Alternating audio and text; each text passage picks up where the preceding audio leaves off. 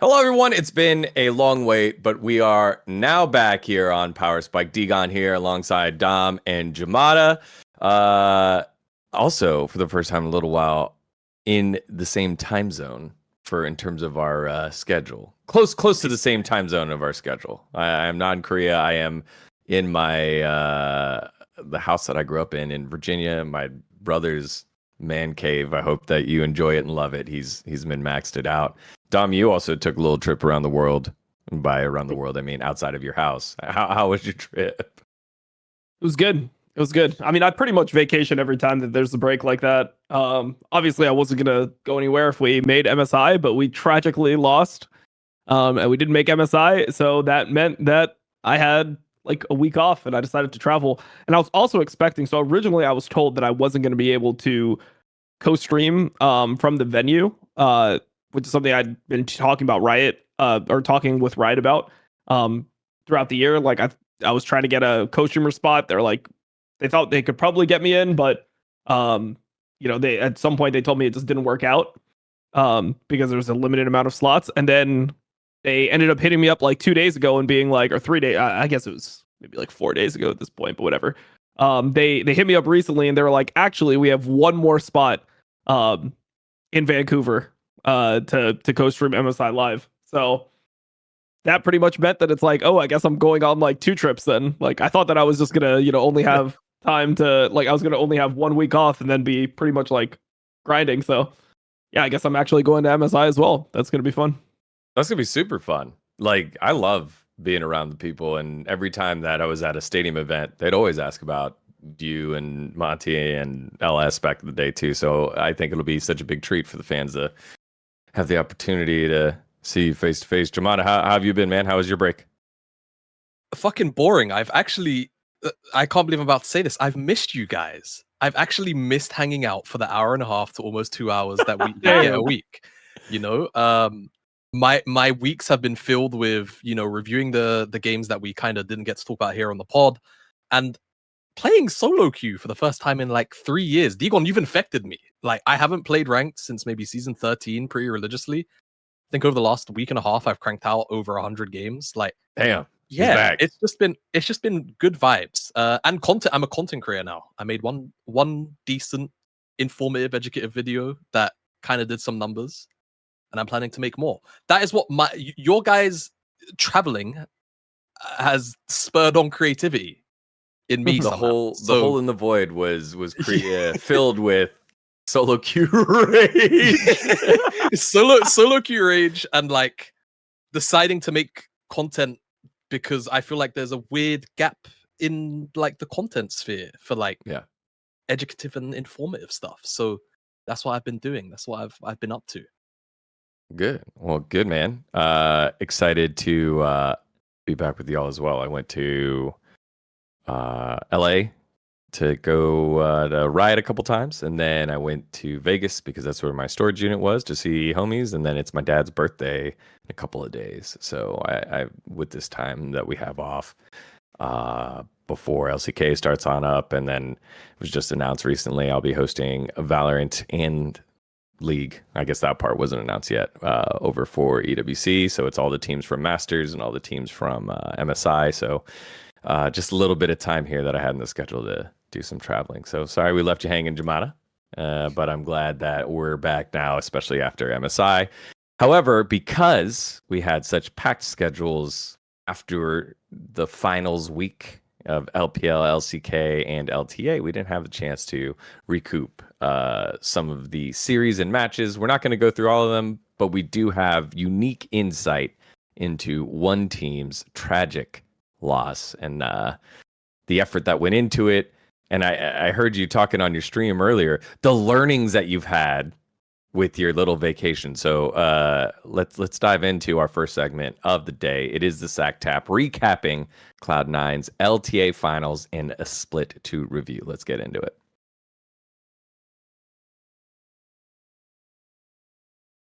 Dom, it's kind of interesting because I don't think effort was the issue. From an outsider's perspective, Jamada and I got to see your schedule. It was pretty packed, but let's kind of go through that finals, the LTA North finals, and then kind of the learning lessons you took from the spring, or spring middle of the season. Yeah, I mean, it was a tough game to lose because I felt like we had complete control of games 4 and 5, and then we lost both of them. I can't imagine like a much more tragic way to lose a game than that, where things are going well, we're up 3k gold, we have full vision of Drake, and then we make one mistake, a pretty big mistake, like trying to, kill the sunless Caitlyn mid, and the whole game just unravels and we just lose. Then we battle back, have the base defense, and then they backdoor us. It was so tough to watch because I feel like we don't normally make that mistake. Like that's a position that we normally close out games from. If you look at our games throughout the split, we're not a team that throws that much. Like if anything, we've had more comebacks than throws like that. Like normally we know how to play when we have those conditions like set up, and it just felt like, wow, that's just it's just something that can't even really talk about either. It's like we knew. There's no point in me being like, "Hey, Blabber, you shouldn't have like suicided mid." Like as soon as the game's over, he's like, I don't know, I went mid. Something we've worked on, like trying to do. Our team has a problem doing nothing sometimes. That's something that we've like been trying to get better at over time, and we have gotten better at it, but it ended up just not being enough. So yeah, it was a tough loss, especially because like not going to MSI, like it feels like we just should be at MSI. Like it feels like we're at the level of the teams. Like we're screaming the MSI teams. Like fuck, man. Like we should just be in this tournament. Just take a slot away from EU. Like at this point, like we've already seen it. Like we saw G2. Like let us play G2. Let us play G2 for a fucking final seed at MSI, and let's see what happens. Like give us a fucking slot. Like I don't understand how it came to be that North America, they just added 8 extra teams into like LTA and then took a slot from North America. It's like now there's 16 teams. There used to be 3 slots for the 16 teams. Well, it was actually 18 because they used to have 10 in CBLOL still. Yeah. You get the point. It was 18 teams, 3 slots, and then it was just like, now we just have 16 teams, 2 slots. I don't know. It makes no sense, especially if you think about like how it works. You saw LTA North play against LTA South. There was 4 best of 3s that were played in winter. CBLOL or LTA South, they won 1 game in all 4 series. They won 1 game, so 3 of their teams got 2-0'd. The last team got 2-1'd. And it's just like we don't even get to compete for the slot or anything. So it felt super tragic in multiple different ways because you really want to be at MSI, especially when it's in North America, being a North American team. But a lot of the lessons are just like we know what FlyQuest is better than us at. We know what we're better than them at. And we just need to become better in the mid game because they get too many advantages from losing positions, and we can consistently get into winning positions. And we should be able to predict what they're doing because they're not doing a lot of the mid game plays that they make from advantage positions. Like that's when it's really hard to deal with a team. If they're winning in lanes and then they're out macroing you, it's like you don't really have an option because you're second to move. But a lot of times, like we have the ability to control the action, and they will make plays that other teams wouldn't make, and we won't react to it as well as we should. So, yeah, I mean, I think we just need to get better in that aspect. It's something that I'm going to put a lot of time into this split. But at the same time, it's like, we were playing catch up from the beginning. They're a team that stayed together. They were at Worlds. They made it to quarterfinals, took Gen G to 5 games. They were the big favorite coming into LTA. We ended up having 2 new players on our team. Like Sven's played with Blabber and Vulcan before, but obviously things change. And then, he's never played with Thanatos before. And then we brought in Loki, who spoke 0 English pretty much at the beginning of his time working with us. Now he knows a little bit too much English. I'm starting to get nervous for the boys. Like I talked about it on my stream. Like Thanatos and Loki, they're both extremely intelligent. Just like the way that they pick up stuff, like their processing speed is super high.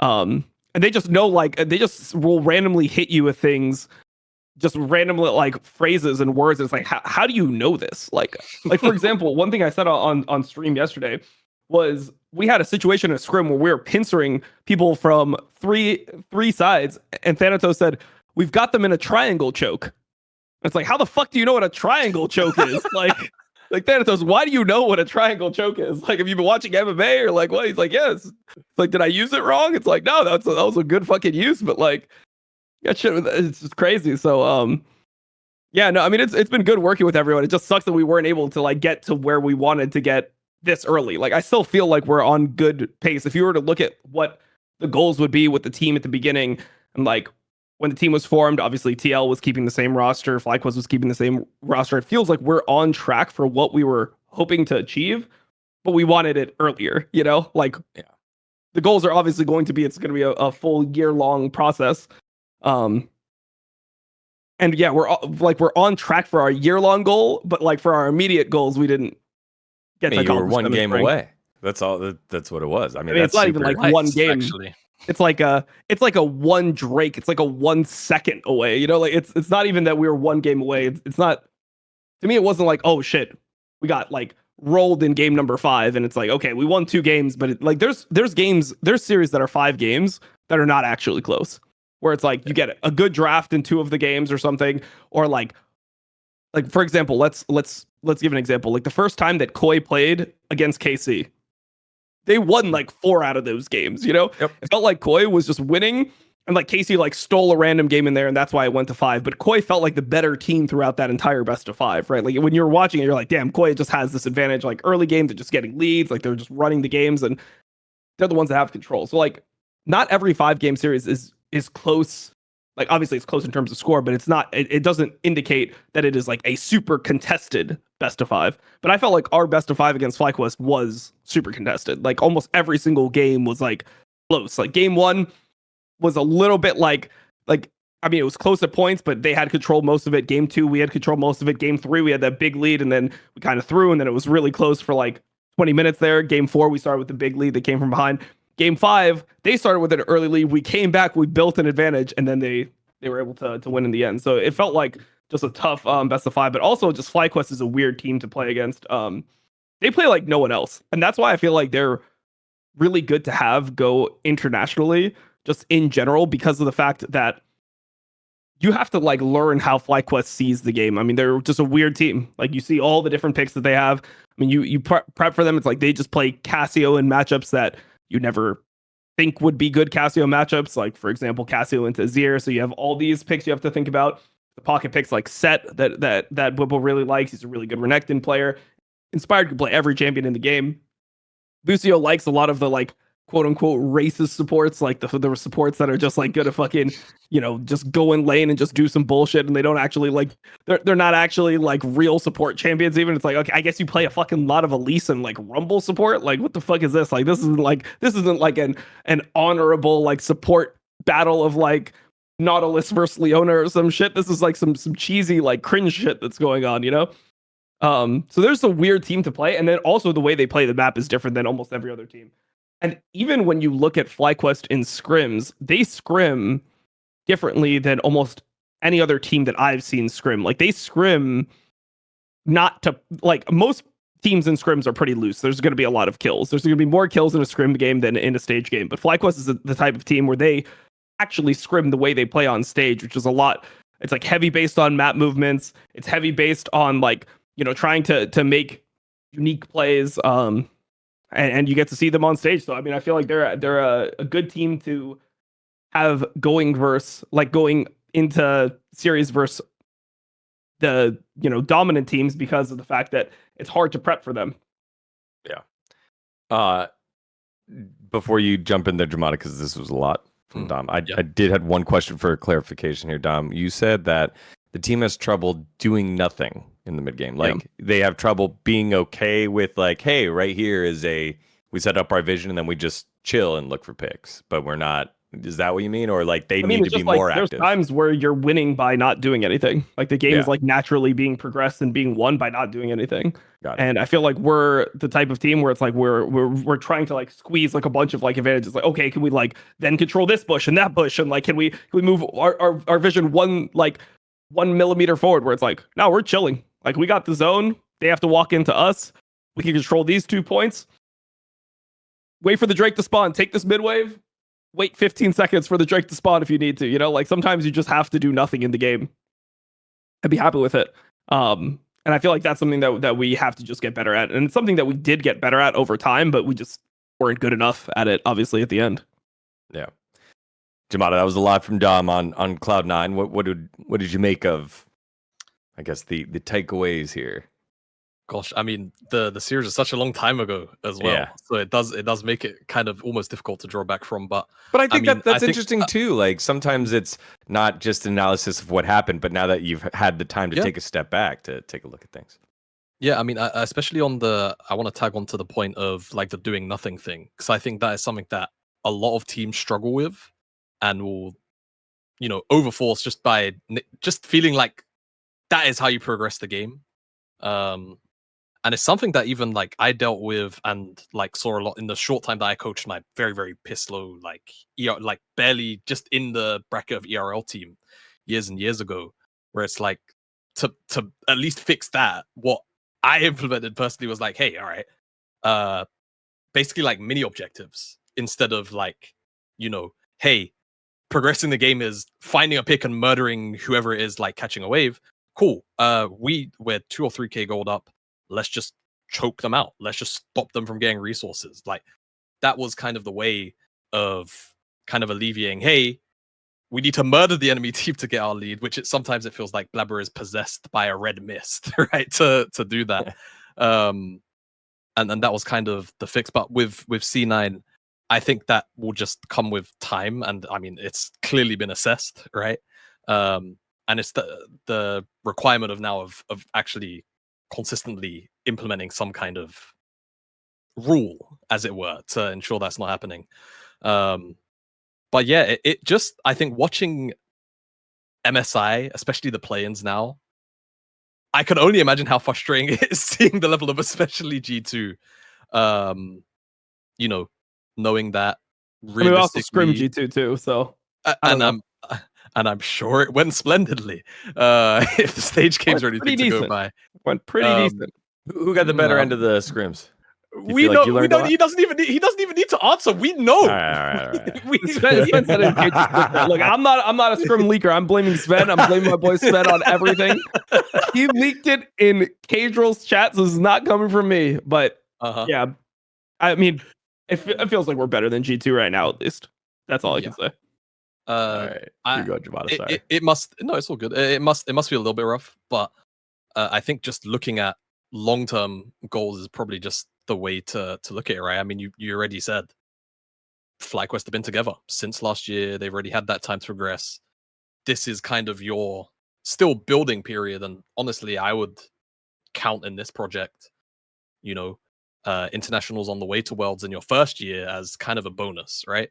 And it kind of sucks that you got a little bit shagged by the format. That's just the way that things go sometimes.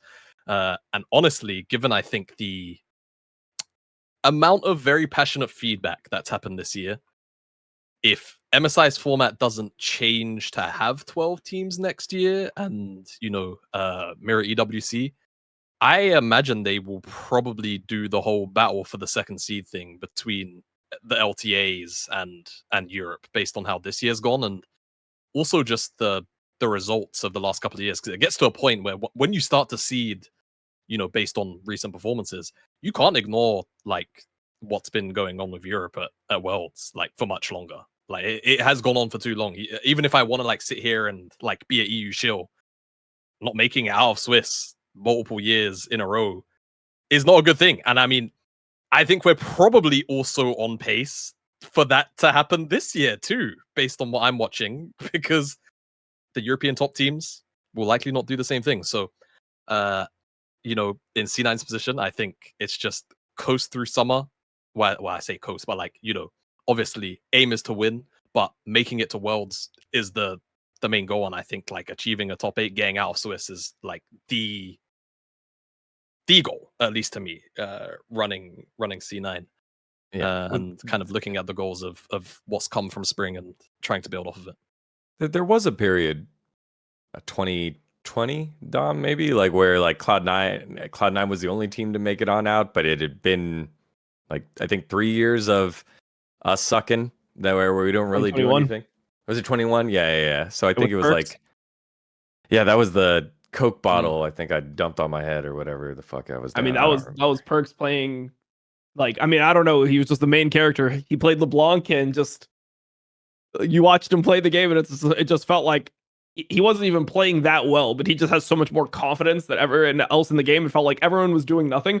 It felt like that game that we watched yesterday from G2 and GAM, that game 5, where it's just like everyone is so scared to do anything that if anybody is playing the game, they're just gonna have like a free option to like make a play. Then if it doesn't go well, it's like they're not getting punished and they make another play. That's how it felt watching that LeBlanc game from Perk. So yeah, I don't know. I think it could definitely happen. I mean, I think that it also depends on the situation, right? Like, I wouldn't blame Europe that much for last year. Like, I think that last year G2 could have deserved to get out of Swiss. I would have liked to see G2 versus FlyQuest. I think that would have actually been closer than people think.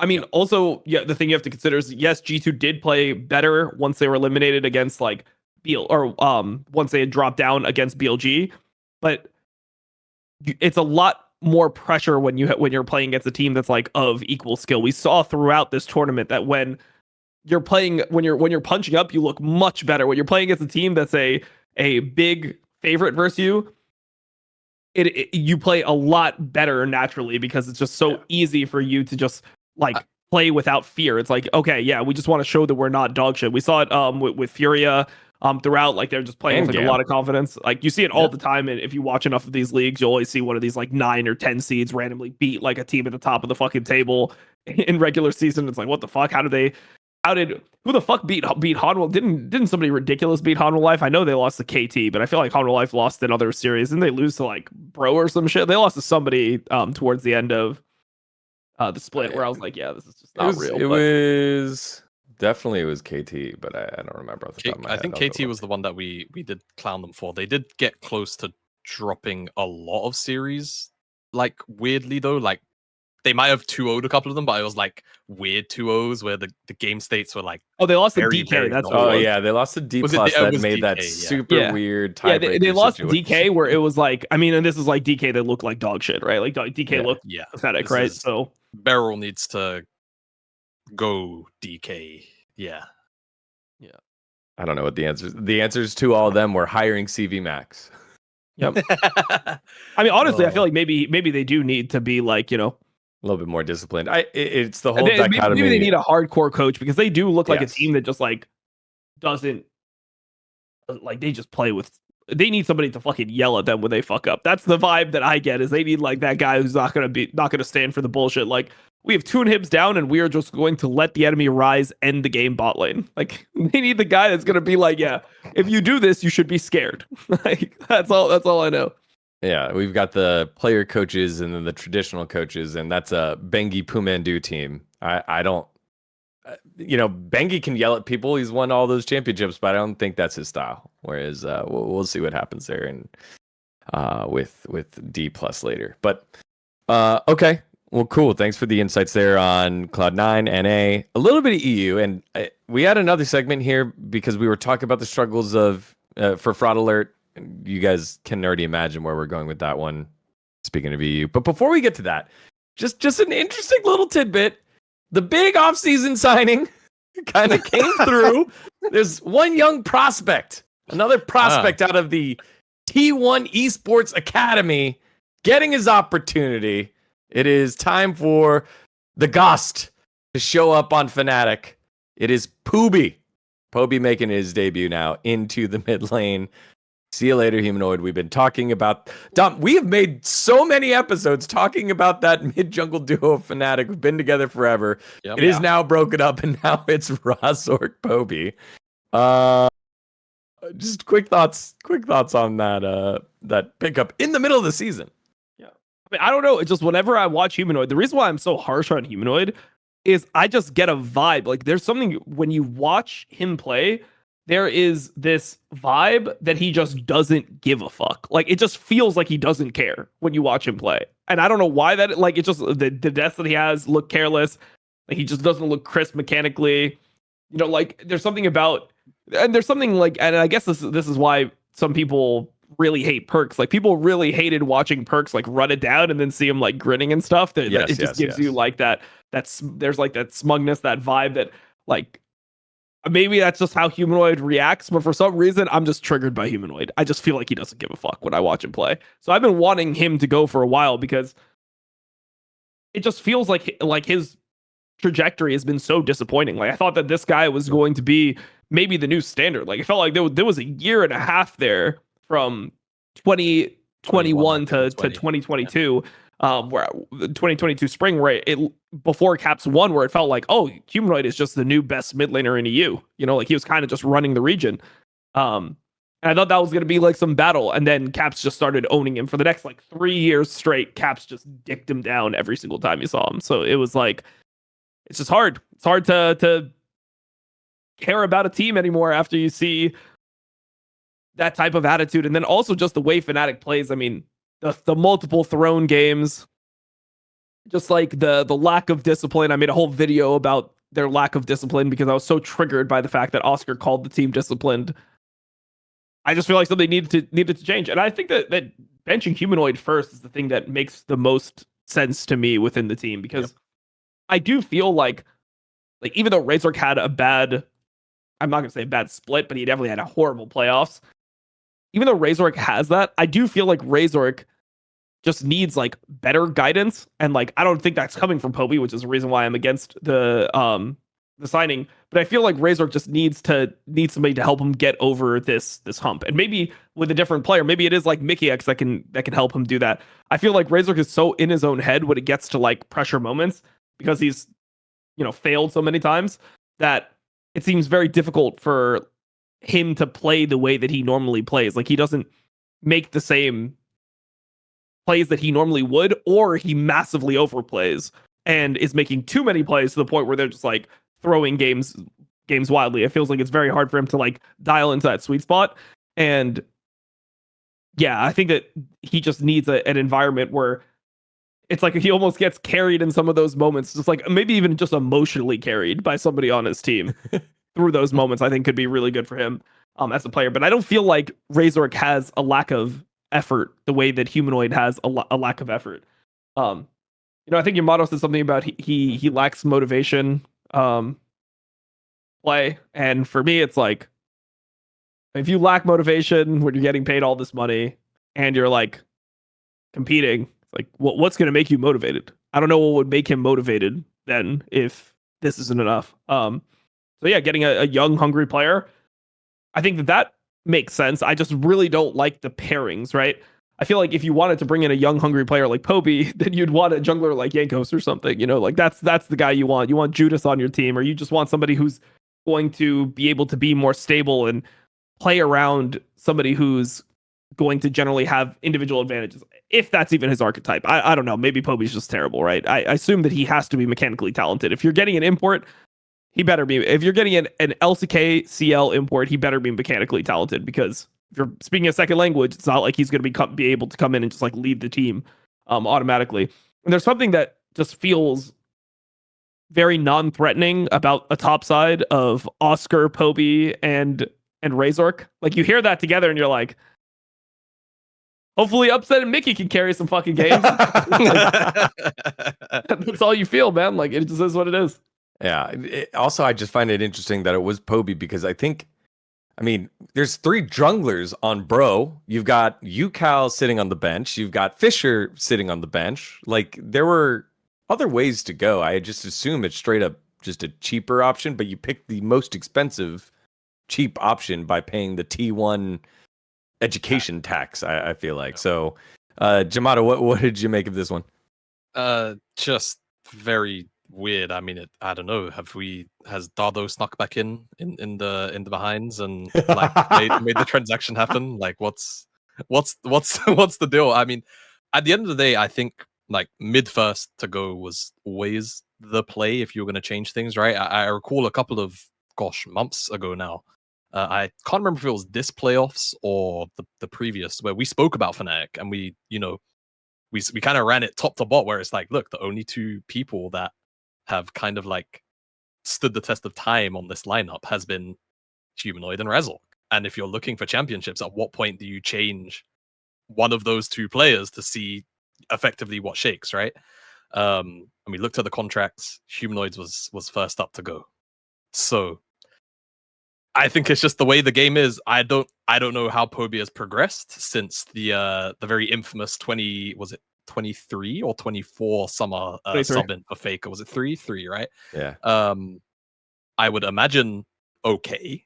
I hope so because by LCK standards, Poby was struggling.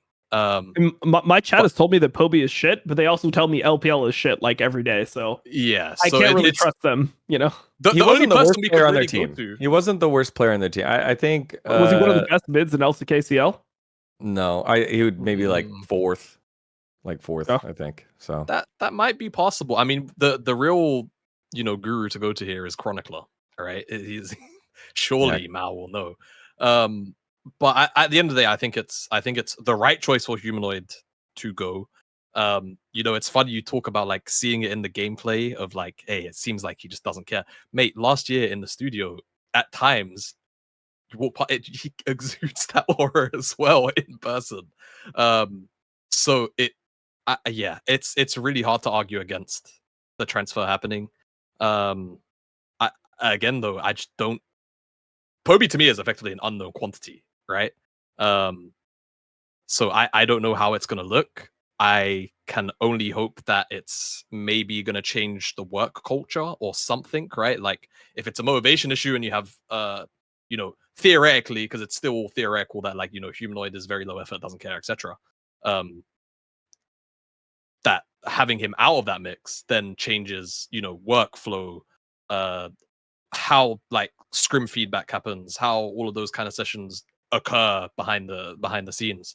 And I assume that he's gonna be kind of slotted as just a, fucking sit there and just don't lose lane / win lane and like exist kind of player. That would be my assumption of how they're gonna end up utilizing Poby. Whether he's gonna be up to that task is obviously the question to be seen. I feel like the level of mids in EU is in a weird fluctuation spot because like Caps played mostly pretty well in playoffs, whereas like players like Vladdy kind of took a bit of a step down. Everyone's assessment on Jojo is a lot higher than mine. I think Jojo had a mostly poor playoffs, but clutched up in the moments where he needed to clutch up, right? So if he's going to come in and kind of just be like the third or the fourth best mid or the fifth best mid, honestly, as long as he's not losing like entire game or map states, I think he's probably going to fill his role fine. And if he's giving other additives to how Fnatic function behind the scenes, then I can only really see it as a positive. If with Humanoid stepping aside. I'm checking to see if it's out. It's not out. It's not officially. Is that what you're looking for? Yeah, I wanted to see how long the deal was for. Is it a 6-month deal or not? Because the unique landscape of LCK and Academy, I guess Challenger players getting opportunities with Faker being older, I think maybe then T1 could be like, hey, we're buying BDD, or we're gonna go get someone else. Sorry, like this might be your best shot, so take it. The orgs. There are mentors in the orgs that will try to do what's best for the player. At the end of the day, they will side with what is best for the org. But Poby leaving, I think, is kind of just an interesting thing as well for what that means for T1. I think I would have, and we'll get to it later on when we talk about GAM, but Poby going to GAM might have been the key there. They just needed someone that could have laned against Caps. So interesting stuff here coming out of the LEC in the offseason as well. Poby moving to Fnatic. Okay, speaking of LEC, let's get to the former kings of EU who look more like not themselves. There are many ways to go there, but let's maintain those relationships with the entity that is G2. Time for fraud alert, and it is the players of G2. Let's get into it. Top to bottom. That's how we're going, top to bottom, and we'll rank them all the way up to all the way down. Obviously, Cap's probably the least fraudulent.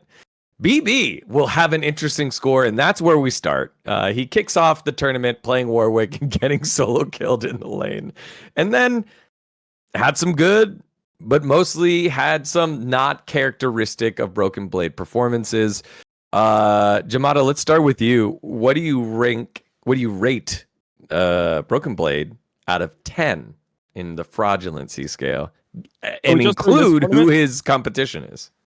It's just for this, like, to clarify what Tom just said, for the tournament, right? Like, not everything else. But yeah, man, I think we're slamming a 10.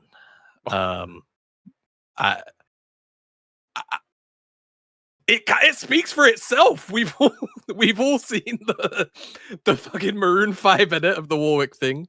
We've seen basically almost every laning phase. Everything was just off about how BB has handled laning phases, how he's handled a lot of, like, even if I tried to think about the better games that he's had, there were still a lot of weird things in it, right? Like, I think the best game that he probably had was either the Jax game, which I was gonna say Jax. I think is like, yeah, sure, like, no problem, cool. Did what you had to do in that draft on Jax, or the Gragas game, because I think that one particular TP flank where he got the Hui knocked in was, it felt like I don't see Gragas flanks like that anymore. Like, normally Gragas is like a full frontal engager. But otherwise, he had a horrible time. Like, Kiaya was splitting his cheeks open, Bin pulled his pants down. Like, Guigo, he made Guigo look Asian in that series for more of it than he didn't. I just don't know what's up with BB, man. Between the laning, between a lot of his team fighting, and just like kind of I don't know if it's him drawing like the rest of G2 into like some of the side lane plays, for example, right? Like, the one that really sticks out in my head is the Olaf game where he's trying to kill Bin, and I think I can't quite remember if the game state was already fucked at that point. I feel like it was, but it's like, even just the way it's executed, of like attempted to run him down, ult's already gone, and I think Renekton has ult still just in the bank. You're never killing him, and BLG have first rotation in. Everything has just felt really weird.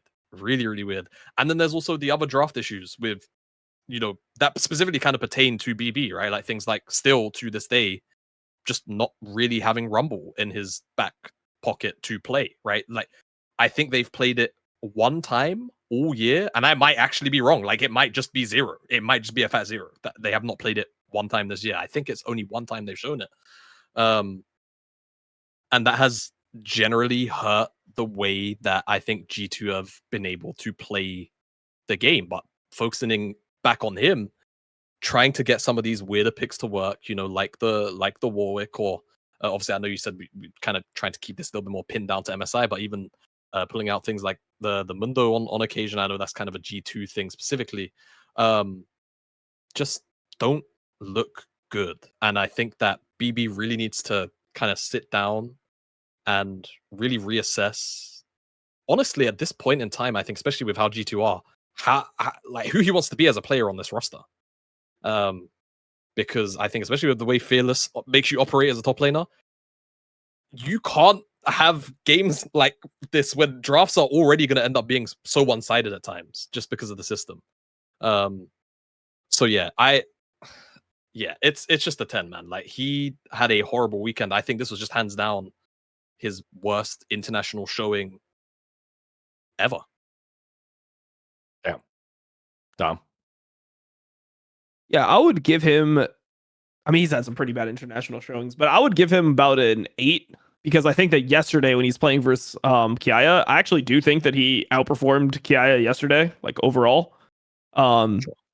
Like, especially like game 5, like, people look at game 5 when he played Cassante, but I also would say that, like, his game 1 Renekton, like, having the balls to play Renekton there, when that was something that he had a really fucking bad game on earlier in the in the tournament. I forget which day it was. I think it was the first day, actually, where he went 1-9 versus Gigo. Yeah. So it's like, for me, I would say that he's a player that you expect a lot out of. But he does still have that confidence, which is something that I've always liked about him. Just the ability to be like, hey, yeah, I ran it down that game, but just because I ran it down that game doesn't mean that I'm like dog shit and I'm just going to run it down every single game. I'm not going to be afraid to play the champion. I'm still going to, like, play what I think is, like, best for me and my team. So it's just always been like a respectable quality about him in my mind. So I'll give him I'll give him an 8. I think the other games were like pretty fucking terrible. Like his first day was really bad. His second day was like, I don't know how you want to rate that, but it's like I think this team is nowhere close to the same level as BLG. So I think they're just going to lose no matter what. But I think that he escapes being like a 9 or a 10 based on the series that he played versus GAM and Kiaya. Because he helped prevent the catastrophe. I mean, I just think he was generally I think he was just generally better than Kiaya in the series. All right. There I you thought go. he had a 10 better and game 8. 5, better game 1. Like, yeah, I think his game 2 was better. I think games like 3 and 4, I think they weren't really set up to win. It's not really on him to be making plays in those games. So I think that with the hand that he was dealt, I think he did fine.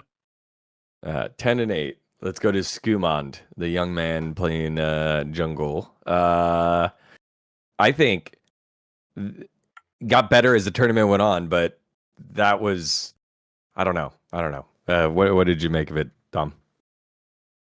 I mean, for me, I think that like when I look at Skumond, the issue that I have with him is that he just looks so afraid to make plays that I feel like he should be making throughout the game. Like I just think he doesn't see a lot of stuff that's happening in games. Like that's the only like reasonable response that I can see, is that he just doesn't understand what to do when the enemy jungler shows, or like how to punish enemy raptor camp, or when to take vision or when to force a dive. It feels like he just wants to sit in his jungle and permafarm, which is why I was flaming Jamada for his take that Beichuan is worse than Skumond, because to me, I feel like Beichuan, like obviously Beichuan is not good compared to elite Asian junglers, but I think he does so many different things better than Skumond. Like I think he's so much better at like understanding how a game should work, like having a plan for how he's going to play through his lanes, where I feel like Skumond is like, give him something that farms well, and then hopefully he will end up just being really good in carrying later on, because he has good mechanics, and that's how you win in solo queue. That's why this guy is like always top of the ladder. I mean, I had Natty Nat on my team and Ruddy Sack. Like I know what it's like. A lot of times the way that these junglers see the game is they see the game as being about them, being about like, oh, how do I carry this game? Because I need to end up strong. I need to be somebody who has the ability to have more items. I need to be head and experience, where the way you jungle in pro plays, you need to be capitalizing on advantages. You have to be very opportunistic in a sense, and you have to be present enough mentally in the game to understand when you have these options to make stuff happen in the game. So I think that those things he does really poorly. And I think the other problem is that, like, yeah, Lebrav is not good at this stuff either. So you know how I said, like, on C9 we have a problem doing nothing? I feel like G2 has the opposite problem. They have a problem not doing nothing. They have a problem doing something. Like they just want to AFK. And I feel like part of the reason why people have been flaming Caps and been flaming BB, and the reason why they're playing worse, is I feel like these players feel pressured to make stuff happen in the game. They're trying to do too much in the game, because if they're not doing stuff in the game, nothing is happening. So it's not to say that they're like that they're not to blame. Like I think that's not a good approach. But when you're playing these really inactive games, a lot of times players will feel the need to increase the variance because they feel like they're not going to just naturally win based on how things are going. So that's what I would say about that pretty much. I mean, my take is not that randomly they are just dog shit out of nowhere. My take is more that the circumstances of the team have led them to just take increased risks, and they're just like not comfortable playing the game the way that they should be comfortable playing the game, because they don't trust in the team's ability to progress the game from like a neutral state. It feels like they just want to pick, like when they look their best, and the reason why everyone's banning Maokai against them is because Maokai, you don't have to do anything, you just go to the objective, you sapling a bunch of brushes, like you have so many things to play the game for you, and then if they walk too close, you just ult them and you chase them down, or you just finish the objective. It's like really easy for you to make your decisions on how you're going to play the game. But yeah, when that's not the case, then you see what ends up happening. I like that you use the Cloud9 analogy, because it feels like Skumond doesn't have what Blabber has, but doesn't make the mistakes that Blabber could make because he doesn't see those angles. I would say, like, Blabber will make the game. I mean, it's easy to not make egregious mistakes when you don't do anything. You're it's like really easy to like just not run. I mean, he did also just like run it down multiple times in games later on. So it's like it's not even fair to say that, because realistically, I mean, he ran it down on Nunu. He did the same thing on Nefaria, where like late game he just got caught and they instantly like lose a huge portion of the game. They're already behind in these points, but these are like, you know, just moments where he just gets caught bad late. to So, us. Yeah. So to me, I mean, I think the Skumon has potential because, I mean, I get like I don't even know if he has potential. I assume that when you're good mechanically like that, unless you're like you have a very unfixable mindset, like some players just play like that and they're just like, yeah, no, what I'm doing is right, and they just don't believe that what they're doing has any flaws and they're not willing to learn. He seems, from what I've seen and like his demeanor, he seems like a reasonable person, so he'd probably be somebody who's open to changing the way he plays if, you know, Caps and BB and these players that he respects, his coach Dylan Falco, people that have done it for a while, are able to help him with it, right? I just think that he's not there yet, which is understandable. I just think that generally when people analyze players like Skumond, they overrate mechanical ability and just like being competent individually, like being able to control your champion competently, and they underrate like all the other aspects of jungle. Like I feel like there's probably problems with game knowledge where people don't know what a jungler should be doing in a pro game a lot of the time, so they don't see when somebody is making a mistake by not punishing. But then also I think that people don't watch games intently enough to actually like to notice when it's like, oh wait, Skumon just missed an opportunity, and like maybe this guy, you know, ganked something, maybe this guy made some play happen, but like he should get punished, and now he's just even in the game because Skumon didn't attack one of his camps, you know? I like while you were setting up so much context around Skumon and G2, it reminded me of how we on the LCK early on in the season had to talk about T1 and Doran and Smash, honestly, but it was mostly about Doran and how like the team's just different now. The team is different, it functions different, they're figuring it out, but they look like they don't know how to play League of Legends together, and these are 4 reigning world champions. Jamada, your turn. And Dom, what did you rate it out of a scale 1 to 10? I mean, I don't know if I would like. It's weird for me because I don't know if I would consider that fraudulent. Like, if I'm comparing it, am I supposed to be comparing him to like the best junglers in the tournament, or am I supposed to be comparing him to like his own expectations? Like, I think that he's playing as well as I would have expected him to play in this tournament because he's just not good at those things yet. That's how I see it. Okay, Jamada. I'll open with the score. I'll slot it probably a 5.5 to 6. I think in between the very egregious moments, like he's had some very, very strong games too, right? I think it's very easy to point to the GAM series. Some of the Game 5 angles on Viego, really solid. Even though I think that there were definitely moments like I think the very first mid gank that was actually successful in killing Eris. Like Eris probably should have flashed that W, right? Like chances are I think he didn't have he didn't have flashes coming up. In like was it still? Oh, okay, yeah. Cool. Maybe I just missed that going through the VOD, just tiny little thing.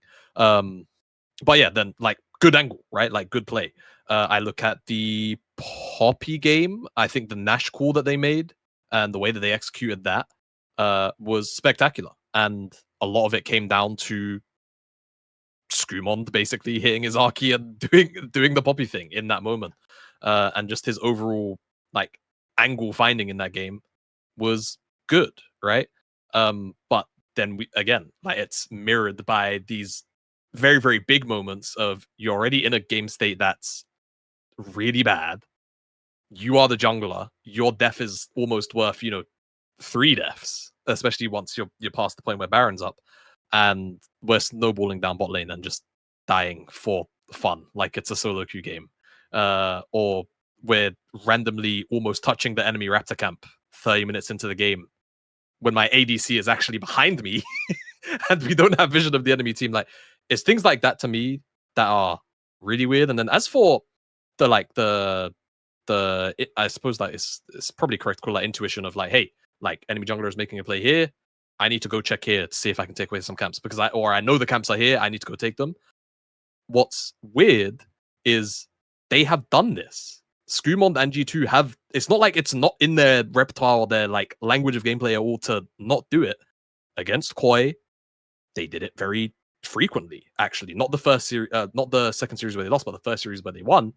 Skumond was really proactive. I think that it's a lot more about the tools around Skumond and whether or not he's actually got people around him and how well Labrov and himself actually link up. But I think the moment that you give them,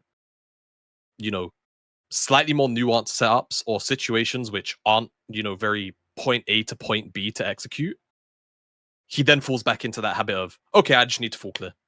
And then I need to reset. There's nothing to play for on the map. I'm just going to go do my full clear again. Oh, maybe there's a dragon angle here. Like, it's very, very, to steal the word Dom's been using a lot, it's very vegan. It's very, very vegan, right? Where you're not looking for angles. You're just looking to kind of exist in the game. And sometimes that's not really what you need to do in, a lot of these game states. I think especially in a tournament like MSI, where there are a lot of very aggressive teams this tournament, in my opinion. I mean, even in, play-ins, right? BLG, Furia, GAM, these are teams that will try to run your pockets for a scuttle crab for just the love of the game, right? And they'll do that for the entire game.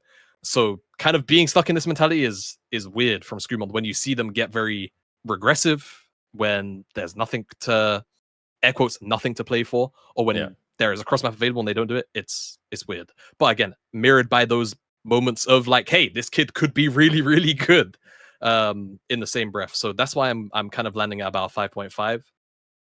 I want to believe that Scumon individually can do well because I've seen him do well. I think it's a lot more about the surroundings of any given draft for him specifically. And like Dom also highlighted, the slower games seem to benefit him a lot, yes. If you can set him up with those, fantastic. But then we need to make sure we're not fucking up game states pre 14, 15 minutes so that he then falls back into that pattern where there is never an angle. That in his mind, right? There's never an angle to find anything. There's never a cross map. There's never a counter punch or a counter play. Yeah. Scumon is still just a wait and see, and hopefully he's absorbing as much as he can from that veteran leadership, that veteran roster. But he too kind of under the microphone. As we go through the back half of these players, I want to take a second here to shout out one of our sponsors on the show. It is our partner that has been clothing us since the last year or so. It's our friends over at Into the AM. They are having their 4th of July site-wide sale where items are up to 60% off until July 7th. This is in addition to the 10% off you always get by using the link intotheam.com/LFN. Your boy, I wear these all the time on the broadcast. I'll be doing it again later on. The bomber's been great. I've got those shorts I always talk about. They're here. I brought them on the trip as well. I got joggers recently that have been great. Jamada busting out the graphic tees as well. They have so many different types of designs. So make sure to head on over to intotheam.com. Check out their 4th of July site-wide sale, which ends on July 7th for any of you procrastinators. Up to 60% off, plus the additional 10% you get by using the code LFN. Intotheam.com/LFN. That's intotheam.com/LFN. Thanks to our friends over at Into the AM. Now let's go to potentially the lowest score ever that we might have had in Fraud Alert with Caps. I mean, he's him. He dragged him across the line, making sure that Vietnam still stays as that 3rd seed. It doesn't matter what mid lane you put on in. He found a way to get it done. Dom, what do you... I know it's Fraud Alert, but we've never done this before like this where it's a positive Fraud Alert. I mean... What do you make of Cap's performance? What do you score it? I'll give Caps like a 2 or a 3. I mean, I definitely think there was some versus Furia. I thought he wasn't playing super well, but I think he did get it done when it matters. So I'll give him like a 2 or a 3. I don't think that he's been like prime international Caps where he's just 1v9ing every game, which I feel like is the expectation for him at this point. Like he's been so good before that, you just kind of expect him to do the impossible in a way. Yeah, I mean, he just has that. He has that pedigree at this point. So I'll give him, I'll give him a solid like 2 or 3. Like it hasn't been prime Caps, but he's definitely not the problem on this team. Yeah, that's just the level that you expect from him is like that level. That's crazy, frustrating if I'm him. Like, just give me anything. from Labrov or from Skumond, and then BB, who's been a rock, just all of a sudden turned into salt. Like that's kind of frustrating. Jamada, where are we going with the score? Yeah, this guy is very, very, very innocent as far as the fraudulent is concerned. Yeah, it's like a 1 to 2, 3. If if you remember the Twisted Fate game, not the one versus Knight, the one versus GAM, where I don't think he had a successful ult for the first 3 ult usages. Definitely the first 2, he just actually got no value.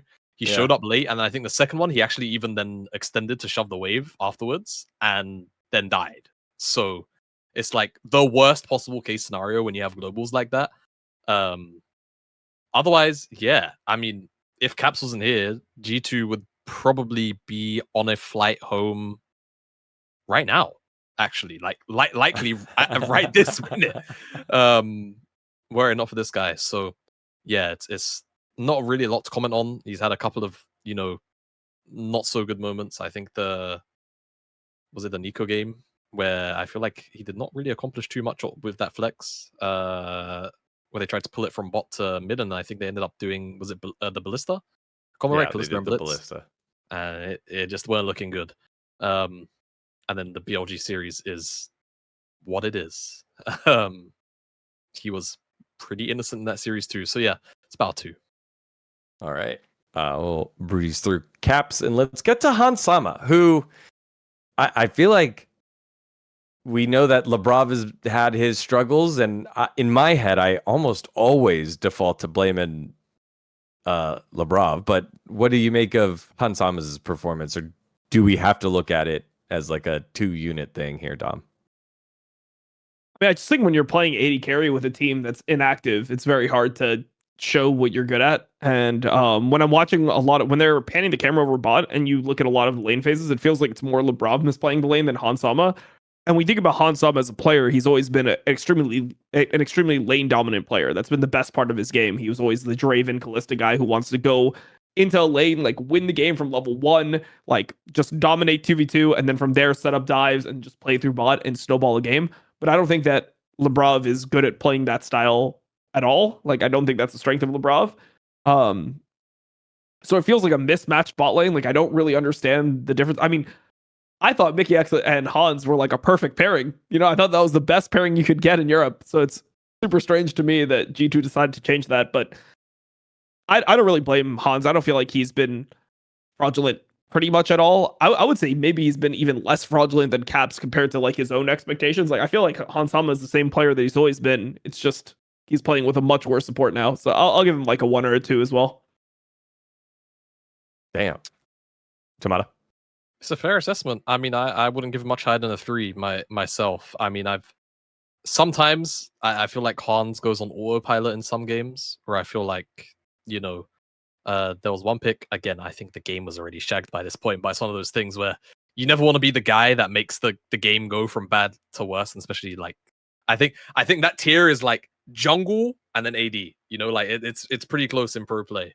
Where you just like getting caught on mid wave a couple of times where it's like, you probably shouldn't be doing this, right, Hans?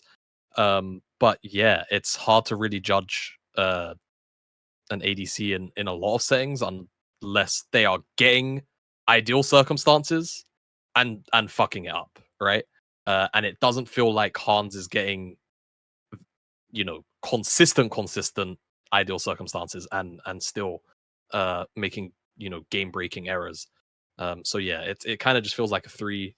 Like Dom was saying, it doesn't feel like the pairing of Labrov and Hans inside of lane is necessarily what Hans kind of wants to be sat with. And then overall, I think a lot of his team fighting has been generally quite acceptable for Hans and the level that you'd expect out of it. Yeah. All right. Well, then let's move on to Labrov, who is the other addition of the squad, who's struggled. He's just struggled. I mean, they were the bot lane was losing bot lane to GAM, to FURIA, to everyone, and it's not a good look. And you're so not used to seeing that from a Han Sama bot lane. So Jamada, where do you go with Labrov? I'm probably probably going to be a little bit more lenient than Dom might be. I think at this point, I'm very close to kind of, this is roughly what I'm starting to become comfortable with LeBron doing. So it's lowering my fraud like rating, you know, where it's like realistically, it's probably like an 8, right? But he's not really changed that much to the point where it's like, well, yeah, this feels like a 5 or a 6 because LeBron fundamentally has not changed that much throughout the year. He's still picking the same champs. There's nothing that's out because it's just the support role, right? I feel like there are individual games where, again, I feel like if there are, and this obviously applies to Screwmon too, if there are very easy ways into games, especially in the early game, it will come through support jungle for G2. And it's like game 2, the Alistar game. I feel like he had a really solid Alistar game in that in the Furia series. But even that, I think that was housed with the really scuffed dive, right? Where they had to murder Kiaya, and it was like he didn't necessarily do anything wrong in that dive, but that's kind of more of a holistic G2 thing. But maybe if he's a bigger voice, he'd be like, call it off or whatever. It's a very pish posh kind of like moment.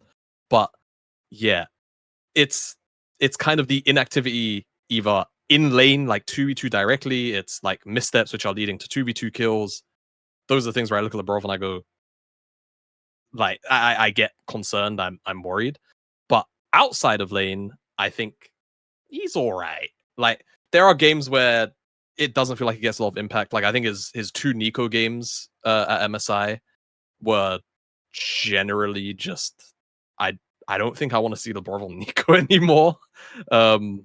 He made Nico look balanced twice, which I think is a very, very impressive feat. Yeah, it's weird. Again, my expectation has started to drop now on the Borval. Like, I feel like I've given him enough of kind of a window of I can kind of baby my expectations and give you a little bit of teething like time to get used to the team and the in the environment, but it's just not changed. Get in there, Dom.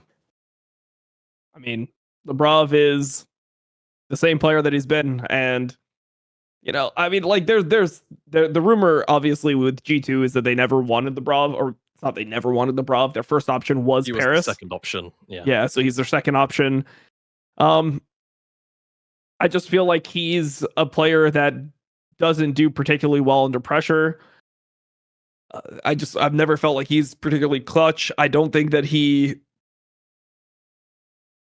makes a lot of I don't think that he's thinking like creatively in a game. I think most of the time the way that he's playing is very standard, and you know, he just normally is content not doing much in a game as opposed to being proactive, which is like the opposite of Mickey X. So I don't know. Like I never thought that he was super great. I've always heard that he's amazing in solo queue, and I was always waiting for him to smurf in competitive. It just hasn't happened for years at this point. You know, he was somebody who was getting hype in like 2020, literally. In 2025, I don't feel like he's that much better than he originally was. So I just don't have much faith in him as a player, and just like disappointing to watch him most of the time. I just feel like he doesn't have that it factor that makes me believe, oh, he's going to be a top player in Europe. And unfortunately, when you're in a region like Europe or NA, you need a lot of these top players localized on one team to have any chance of doing anything internationally. If not, you're doomed. Yeah. And we're seeing it now. We're seeing it with G2 not making it a first stand, and now with the extra seed here for MSI, or I guess the second seed for MSI, struggle against teams that, you know, they're fighting with the FURIA and GAM and getting bodied by BLG. Like, they, you know, Caps versus Knight is supposed to be fun, but Knight has a team that's all humming at the same level right now, and Caps does not. So. And I mean, make no mistake too, like if we had the system of what we had for Worlds the one time or the 2 times, where Europe had to play an A for that spot, C9 would be at MSI right now. Like, G2 would not be there. The World's qualifying series. That was the World's qualifying series. Real fantastic stuff. Nice. So yeah, they're in a bad way. Finally here, just because. Oh, let I me give think him a it's 10 out of 10 too on the fraudulence scale before I'm done. Because I just Okay. explained why he's bad. Just give him Yeah. a 10 out of 10 and move on. Lastly here, just because I think we're starting to dabble talking about coaches a little bit more because you know, you're having more insight on it, Dom, by doing it, and Jamada, you've done it before, and I think it's just a more spotlighted role as we go to Fearless. This is Dylan Falco's first time in a little while having like a roster that didn't click right away, where maybe he has to coach differently, do a little bit more developmental rather than more optimizing, I'd say. What would you rate some of the coaching? I know that's such a nebulous word on what we're rating, but what would you rate some of the coaching right here from G2? I think it's impossible to know what his players are capable of Yeah. without like seeing them, You have like to be there. being behind the scenes. So I think it's really hard to tell how much of an effect he's having. I mean, Okay. I will say a lot of his drafts like don't make sense, but also I haven't done the prep against the teams that he's playing against, and also he Right. doesn't have players that can play everything. So Right. you're just so limited in situations like that I think you're going to end up with some weird drafts because at the end of the day, he's just trying to win a game of League. He doesn't actually care about, oh, how am I going to look to the fan base if I like draft this comp that he might know is bad? Sometimes you have to do things that you know are bad in order to just win the game.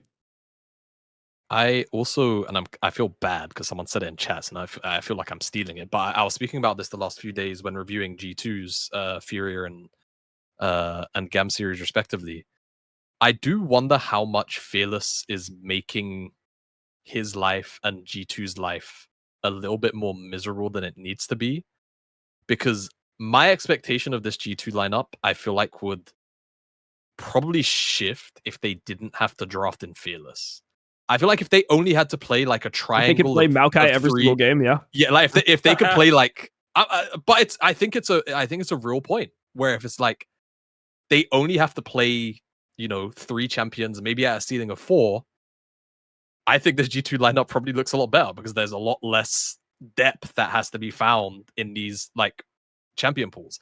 And when you look at a lot of the issues that we've had with G2 over this year, especially, a lot of the forefront of the conversation has been drafts, right? Like, I think it is not unfair to say that. And obviously, a lot of it has been spurred through BB's champion pool. But no as rumble. the year is, and with the no rumble, but as the years progressed, it's like, well, okay, it's very clear that Screwmon prefers less volatile drafts as a jungler, right? Because, or at least at the very least, his play style, his kind of default mind off play style is I would prefer a non-volatile game where I get to just farm and then, you know, I get to make a play 15 minutes onwards as opposed to actually being active in the early game. Yeah. So I do wonder how much that is impacting Dylan's ability to also kind of do the coaching. I don't know. Yeah. Because G2, like G2 in Europe are a very unique team. That coaching staff and the whole system they have, there isn't another team that has anywhere near as flexible a system as, you know, I think also trusting a system like that. That is a big thing that they all trust each other, right? That has always been a thing, regardless of the iteration, that they try to push. Whether you can sometimes see that it's not working, they all go through phases where it's very obvious there's like they're going through a rut, but they always go back to hitting that kind of air quotes Silk Road. So yeah, that was just the point I wanted to say. I think, like Dom said though, without being a fly on the wall, it's very hard to judge the impact of a coach, and I think it always will be. And extra like points on top if you've not been in those kind of settings before, be it League of Legends or otherwise. Like if you've not been in a competitive setting, you don't really have the salt to weigh in on that stuff with proper With authority. substance and authority. Yeah. I just, yeah, like maybe I didn't expect to score, but this kind of context I think is really good. And you know, to keep it in context, G2's not 6th or 7th in LEC. They are 2nd. They are at the international. It's just we're not used to seeing them struggle this much. That was a long fraud alert. We'll shift gear into a very quick keeper kick. And we're talking about the 2 teams that are eliminated but made a pretty big splash. It is GAM and FURIA keeping and kicking who impressed you the most? Let's go into it. Keep her kick. All right, I'm wearing the GAM. I got the GAM right here. Boom, it's GAM time. Let's talk about them. They're trying the 6-man roster to try and solve the weakest part of the roster. Didn't pan out here once we got to the higher echelon teams, but surprising showing down on the bottom side of the map. Artemis able to weather storms in weak lanes and accelerate winning lanes. And then Kiaya, just a long time vet holding it down. And Levi was Captain Levi in some of these clutch moments, especially against FURIA. And then with FURIA, I think it just, we didn't do as much research as maybe we needed to, but they were in there. They had some solid macro at times. Very surprised that they didn't overstay and lead to more, what do you call it, Brazilian tragedies after good plays. They avoided a lot of them until the game fives. But who impressed you more, GAM or FURIA? Yeah, for me, I was more impressed with FURIA because I think FURIA, they have lower expectations, number one, but like you said, they did actually play decent macro. Like they knew how to defend with 2 on one side and attack the other map with 3, which is something I haven't normally seen from Brazil. And GAM, I have decent expectations for them. I mean, did they beat Mad at the last Worlds? They did, didn't they? They did. Yeah. So I mean, they're not a terrible team or anything. I think the main problem is their mid laner is just not good. Like whichever mid laner they use, their mid laner is just destined to not be good. So that's a big issue. It's hard to win when you're playing against like Caps and Knight and these types of players, and your mid laner is just outclassed. You're just at a default, laning disadvantage.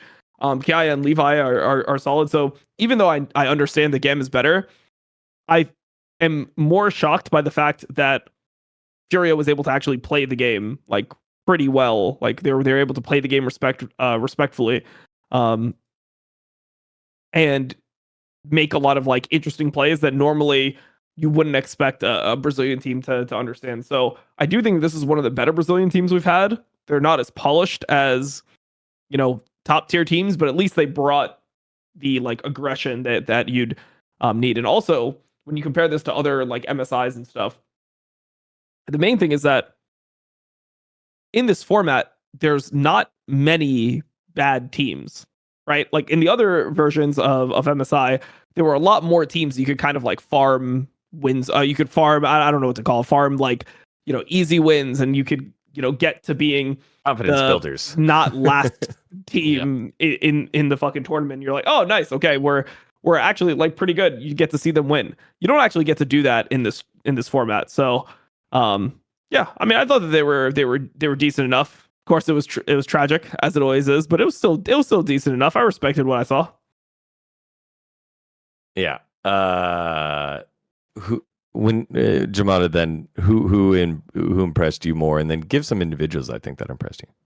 I mean, for me, I think the first series Alguigo was really good. I think the second one was a little bit more muted, right? I would probably say I'm leaning in between either Tatu or probably Touch. I think the mid jungle was very, very fun to watch when they synced up. And I mean, even I want to say there was one series. There was one game, I think it was in the G2 series, where G2 made it a point to murder Touch off cooldown. They tried to gank him, if I recall correctly, it was 6 times in 10 minutes. Everyone was living in his lane. Broken Blade was roaming down on the Ornn and giving him the treatment. Yeah, I was just very, very impressed. I was also a little bit more broadly kind of happy to see them bust out slightly more out there picks at times, right? Game 1, they opened up with fucking Neela. Straight balls to the walls. Very happy to play out stuff like that. And yeah, just a very fun team overall to watch. And that was kind of that was my expectation overall of FURIA. The few times that I did peep, LTA South, macro not always there, but mechanically, these teams are scrapping, and especially in winter, which was actually where Furia were not the strongest. They had a slightly no, they were one of the teams that kept their roster together actually. But it was always just whether it was Pain and Loud or then them in this split, they squeeze, like they tried to squeeze a lot. And I feel like we got to see that throughout this the showing at MSI. So honestly, I hope they make it back to Worlds and give us something a little bit fun from down under as well. Yeah, I feel like it's just going to be such a crapshoot when we get to split 3, because then you make it to the regional championship. It's the top 3 from LTA North against the top 3 from the LTA South, and it's a bracket style format. So there's a chance where we don't get any LTA South team, but also no, there's not a chance that there's no LTA South team. Sorry, there's a chance that it's only 1 instead of 2, right? Is that how that works, Tom? Yeah, pretty sure. Yep. But you have Pain down there. You had Loud. You've got Isurus Estral, who could be going as well. So there are a bunch of different teams that could possibly make it on out. Keed as well. Sorry, Viva Keed. So, anyways, okay, we just want to give the shout outs to the 2 teams that made the surprise and made it pretty evenly matched, which was the hope for play-ins all throughout. It's just never really been at that level of closeness and similar quality. Not that was high quality league, but there were flashes of it. So shout outs to GAM and FURIA. Best of luck as they move to their 3rd splits. Finally, before we look towards the prediction part of the main stage in our Galaxy Brain Club, it's time to remind you about our friends over at Raycon. Now, you've heard us talk about Raycon's everyday earbuds all the time, but I got to tell you, they are the perfect summer accessory, whether you're going hard at the gym, barbecuing with the boys, or jamming out to your favorite tunes. They are premium audio that goes everywhere that you do. The latest model has the biggest battery ever, 32-hour battery life, and multi-point connectivity that allows you to pair 2 devices at once. And speaking of battery, the quick charge function for all of you that forget to charge every now and then, 10 minutes of charging yields 90 minutes of battery. And it also comes with active noise cancellation, which is something very difficult to find at an accessible price point. And Raycons start at just half the price of other premium audio brands. You've seen me wear my periwinkle ones. Love to have them. They're with me on this trip as well. So if you're loving Raycons, go get them. And if for whatever reason that you aren't, they have a 30-day happiness guarantee, no questions asked. So head on over to buyraycon.com/powerspike to get 15% off Raycon's best-selling everyday earbuds. Right now, Raycon is offering 50% off the best-selling everyday earbuds at buyraycon.com/powerspike. That's buyraycon.com/powerspike. Thanks to our friends over at Raycon, powering your listening apparatus of choice.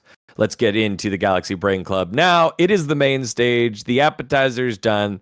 I mean, there might be a little bit more of a quick 3-0 appetizer tomorrow, but we'll see in this Galaxy Brain Club. It's the main stage of MSI 2025.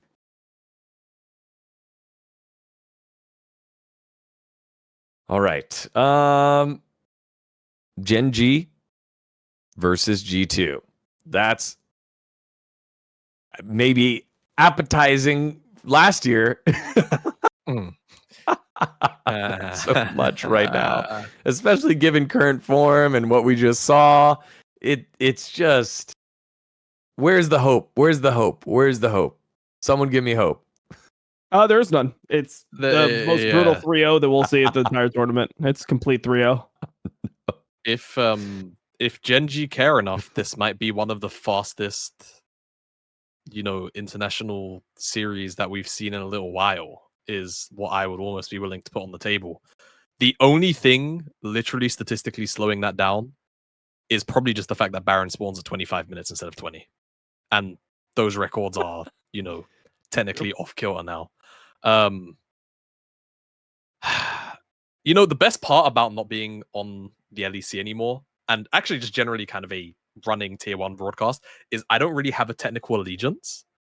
Sure. Thank fuck. like, cool, I'm European. A part of me will always love LEC, and I always want to do well.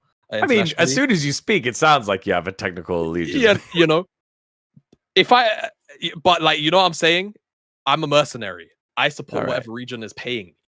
He's a hell diver. He's a true hell diver. I'm a true hell diver.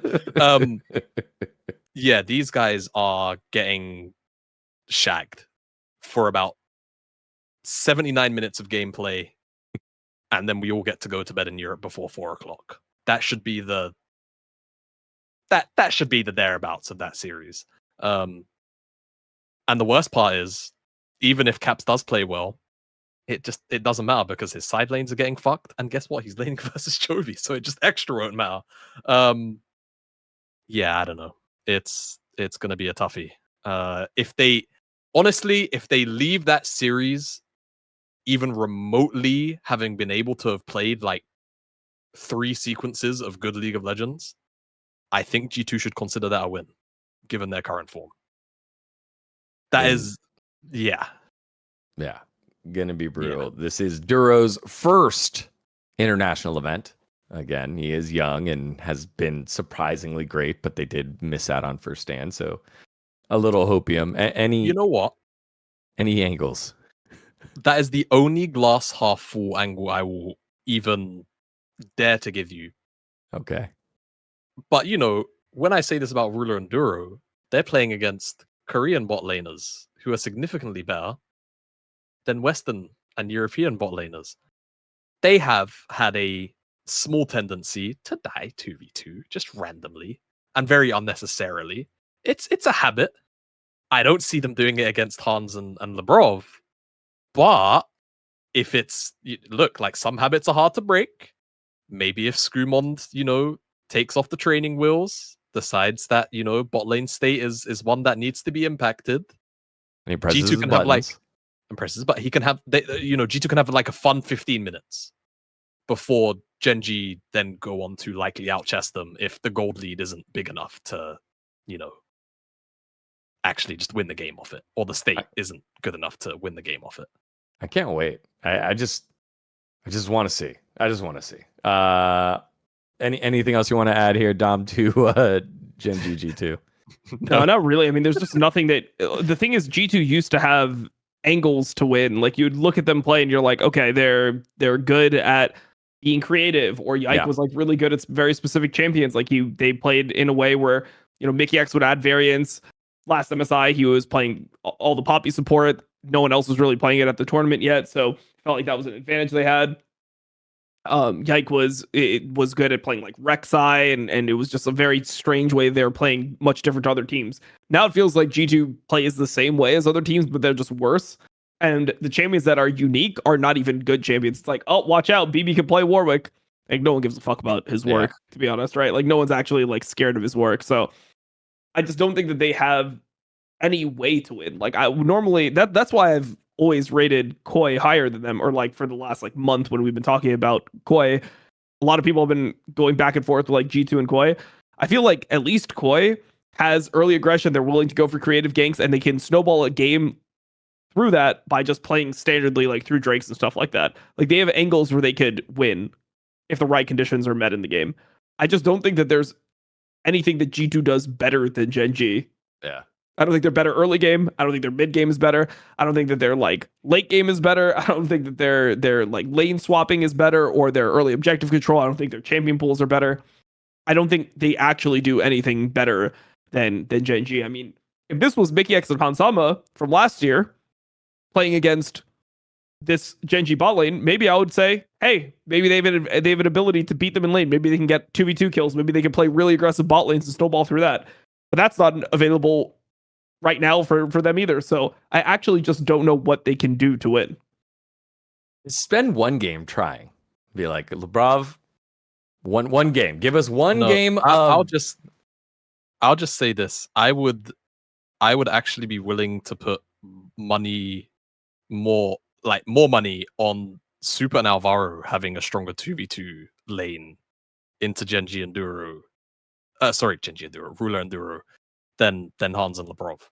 Like, at least those two have like bollocks in lane together, like collectively, you know. Like they'll play for the 2v2. Okay. It just doesn't happen with Hans and the Brov often. We I'm just cutting this one a little short because we still have another Yeah, EU team course, to analyze here in a little bit.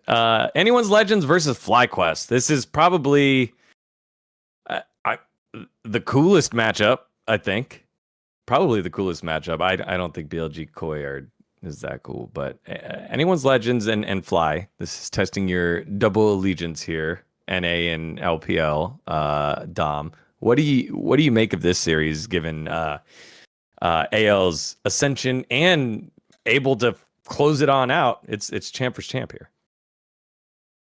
For me, I actually feel like this is one of the teams that could lose. That's a favorite. I feel like it's either this or maybe BLG.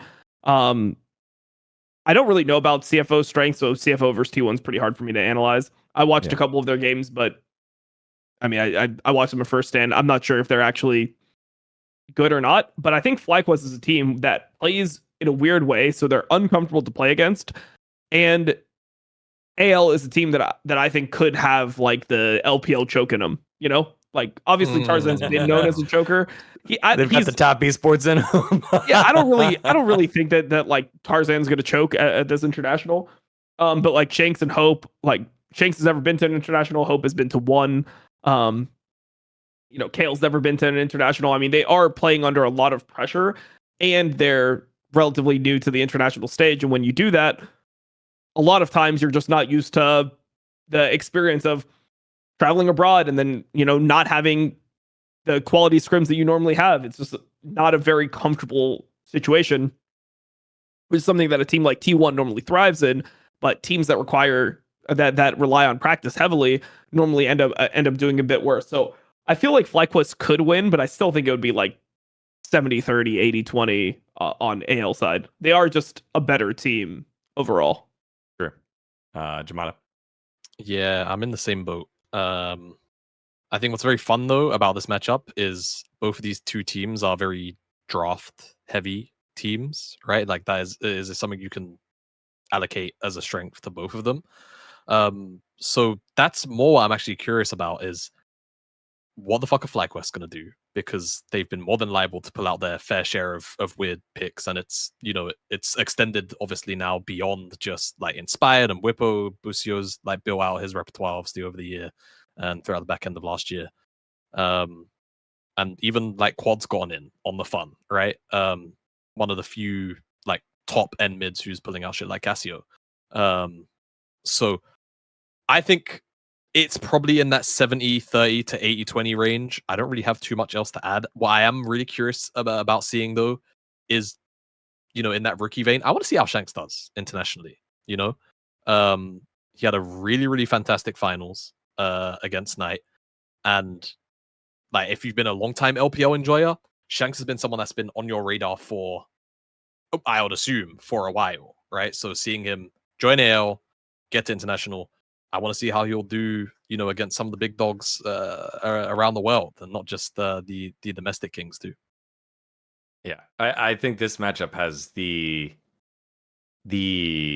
some of the coolest just head to heads here. When you go Inspired Tarzan, when you go Masubusio versus Hope KL, and then Shanks and Quad. You know, like Quad was new last year, but like that kind of still freshness of like, okay, he's here to prove last year wasn't a fluke, and Shanks is here to just soak up the experience and prove that winning LPL wasn't a fluke. I mean, when you think about it, it's one of the rare times where the experience advantage lies on the side of the Western team. Yeah. You know, like Kale, it's his first international. Shanks is his first international. Hope it's his second. Like Flandre obviously won Worlds, but Blippo's went deep in a Worlds. He's made a quarterfinals of Worlds, or he's made 2 quarterfinals of Worlds. He's, you know, went to finals of Worlds before where he got absolutely pooped on by the Shy. You know, he's been to MSI before. This is his 3rd MSI at this point.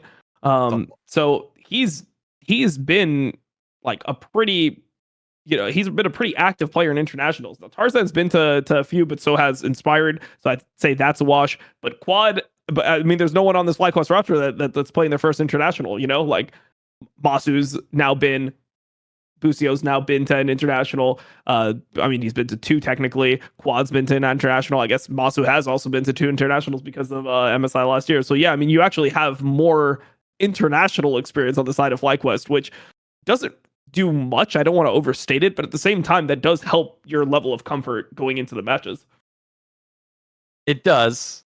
But now that you've said that, it got me thinking, like, I don't know, weren't some of those TSM teams like super experienced, and then the Team Liquid super team that was kind of experienced too. Team Liquid Super Team never made, or what Team Liquid Super Team are you talking The about? MSI team. Let's see. The 2019 team. Yeah, normally when people say 2019 TSM or the TL, oh, wait, you mean the TL Super Team? The TL Super Yeah. Team. Normally when people talk about the TL Super Team, they're talking about the 2022 Hansama, Bwipo, Core JJ. Oh, Great. yeah, Gary you're right. Finn, You're right. and You're right. Torin. That's correct. That was the super team. But when that I was think the about super team, yeah, the NA team that had experience, that was Impactic Smithy, Jensen Doublelift Core. That's a lot of experience. So, and they did okay. So, losing out to G2. So we'll see. That maybe this is the silver lining for success. You know, the NA fanboy in me looking for the ways in never truly leaves. That was all so secondhand nature, subconscious, subconscious, like how can we win as NA? All right, well, we go from that matchup. What's our next matchup here? I gotta scroll back down. Okay, it's MKOI versus BLG, and you said this is the other one where you wouldn't be surprised if BLG, the favorite, dropped this one against MKOI. Yeah, I mean, I thought I wouldn't be surprised. I would be extremely surprised, but Okay. I think that they could actually like win a game in the series or like look competitive in the series.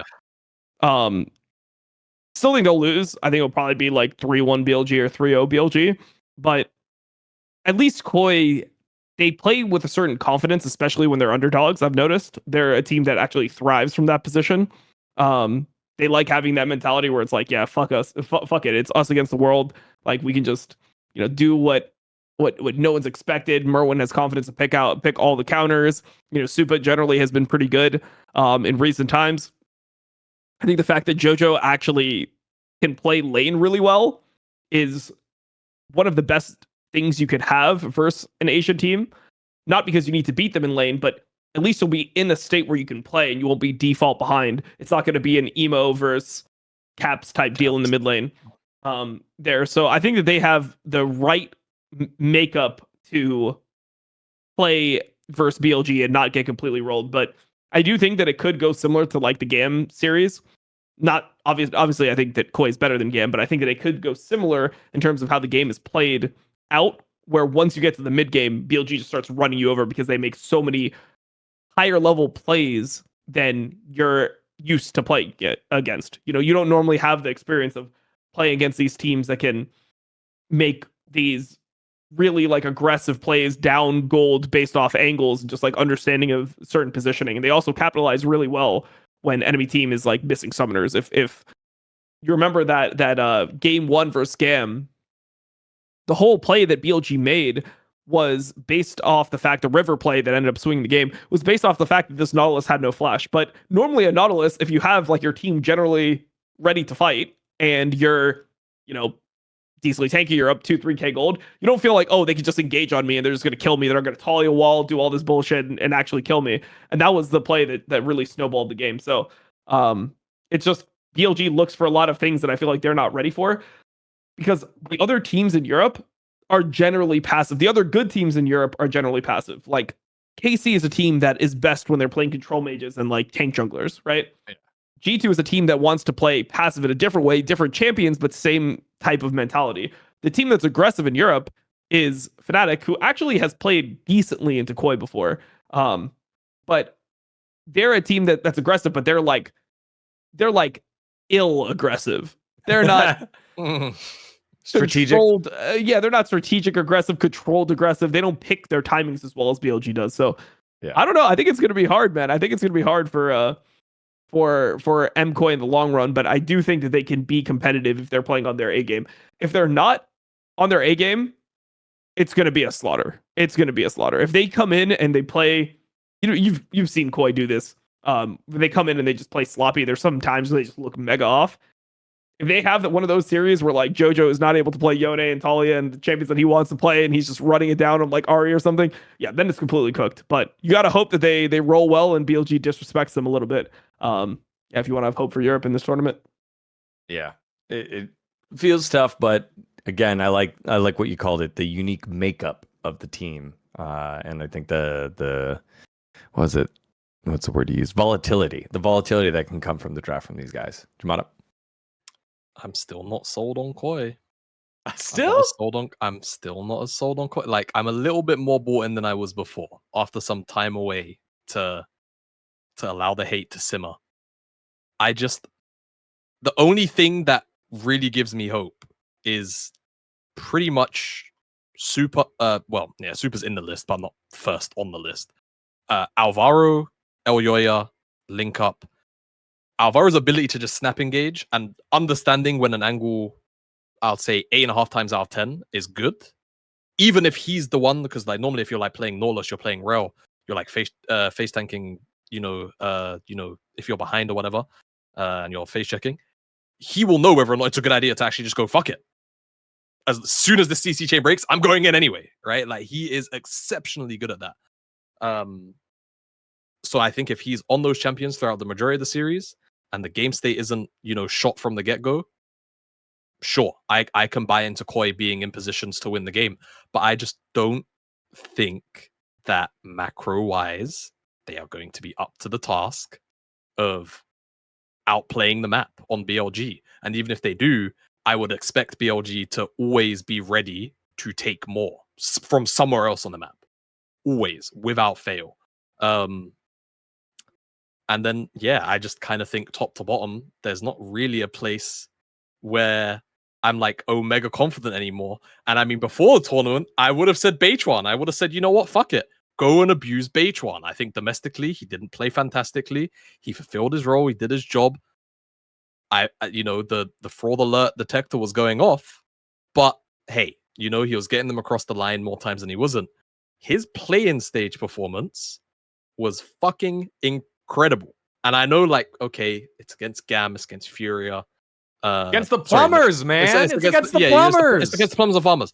But like, it's about looking at a player and going, okay, he saw he wanted that angle, he took it, he made sure that he kept the play going, right? Or he was the one that like finished out a play because he knew it was finished, right? Whatever the specific, Beichuan was fucking on one. And I think if that is the level that Beichuan is going to be playing at, then I don't even see that as a weakness for BLG anymore. And I think one of the strongest aspects that Koi could have maybe abused is no longer a weakness, which then makes me wonder, where can they really abuse something? What can the game plan be that reasonably puts them in a position to actually close out a game? And outside of a lopsided draft, which BLG have been very liable to put themselves in, I don't see it happening. Sure. All right. Well, sorry. There's the hopium take, Europe.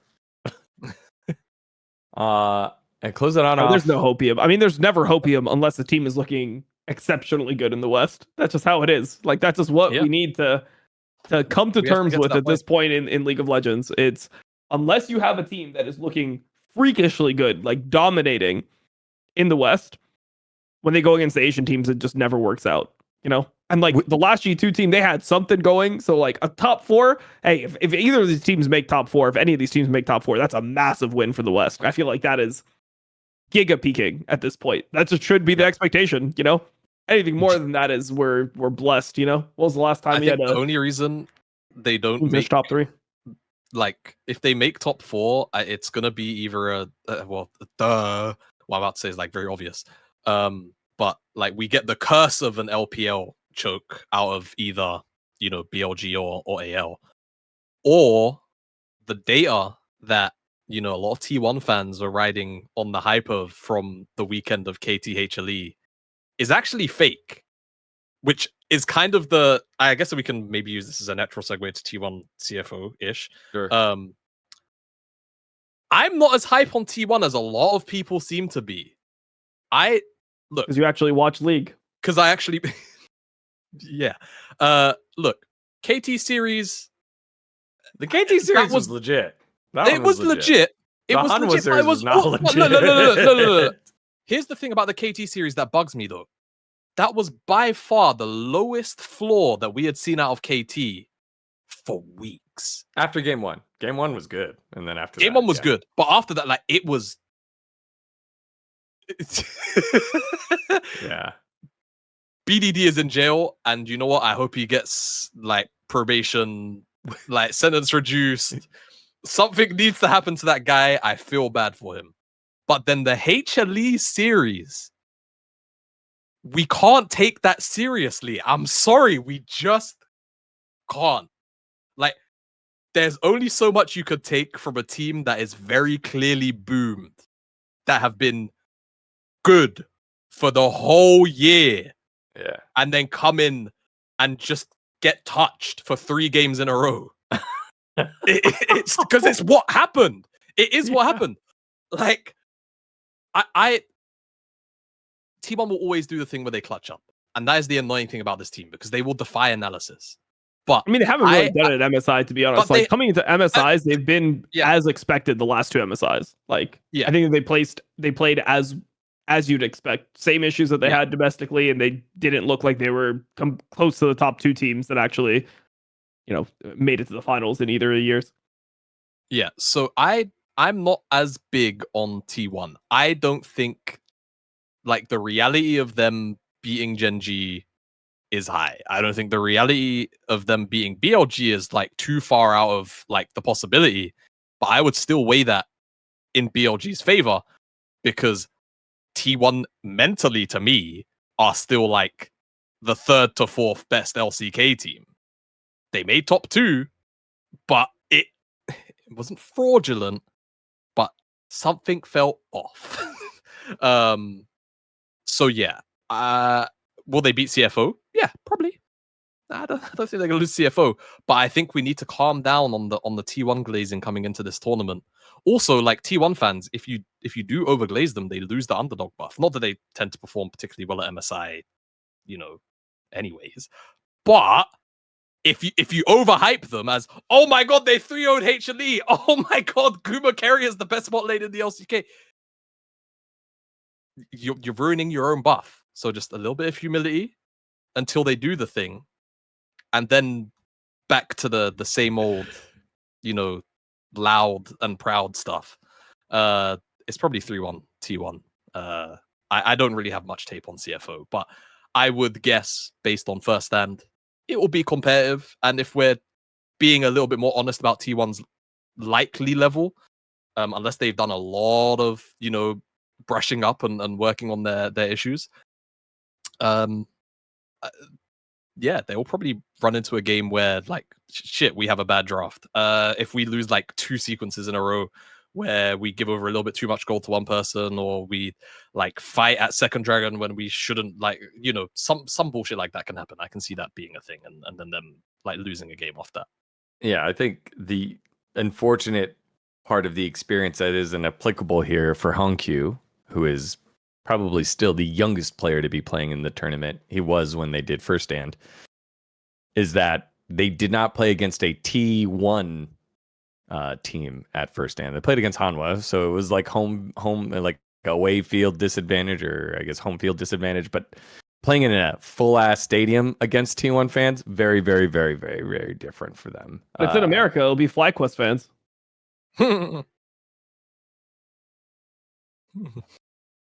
Yep. They come out in force no matter where they are. I'll tell you this, man. Like, still the most surreal thing, MSI 2023, London, JDG T1. There were more T1 fans than JDG fans. And we have a huge Chinese community in London. And they still came out in force. More so. Just to watch them JDG. lose. Just to watch them lose. But, but they do show up. So, we'll see. Must have been a quiet time over there, man. Must have been a quiet venue. Yeah. What you said, you didn't have too much insight on CFO here, Dom, but what do you want to see from the series? I mean, I just want to see CFO bring some of the stuff that they did well in first stand to this tournament. I want to see the control. I want to see them be able to carry winning positions, which is a huge thing that you don't normally see out of PCS teams and LCP, whatever you want to call it, that region for years. Is like normally they're pretty decent, and in the early days they would actually beat Korean teams, but they've had a throwing problem, I would say, in recent times where like when they get an advantage, they don't do enough to actually close those games.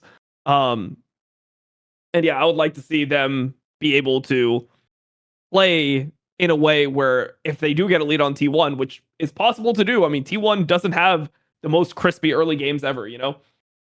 If they're able to get these types of leads, I want to see them actually close those games, you know, like win those games.